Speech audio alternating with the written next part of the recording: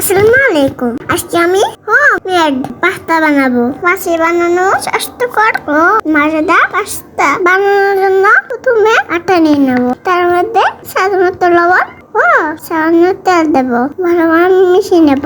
অল্প অল্প পানি দিয়ে ডো বানিয়ে নেব। এখন রুটি বানিয়ে নেব। রুটিটা পাতলা করে ভেঙে নেব। ছোট ছোট স্কোয়ার করে কেটে নেব।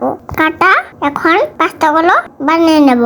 যার যে ডিজাইন ভালো লাগে সেভাবে বানানো হবে। আমি এই ডিজাইনটা পারি তাই এভাবে বানিয়ে নিলাম।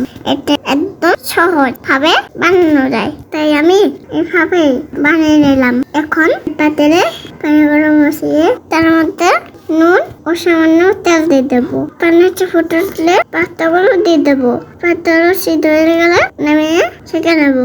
ঠান্ডা পানি দিয়ে ভালো করে ধুয়ে নেবো। কড়াইতে তেল গরম দিয়ে পেঁয়াজ কুচি কাঁচামরিচ কুচি দিয়ে দেবো। সামান্য লবণ হলুদ মরিচের গুঁড়ো 1 প্যাকেট লুচিস মশলা দিয়ে দেবো। নেড়ে চেড়ে ভেজে নিয়ে পাতাগুলো দিয়ে দেবো। 1 প্যাকেট লুচির মশলা দিয়ে দেবো।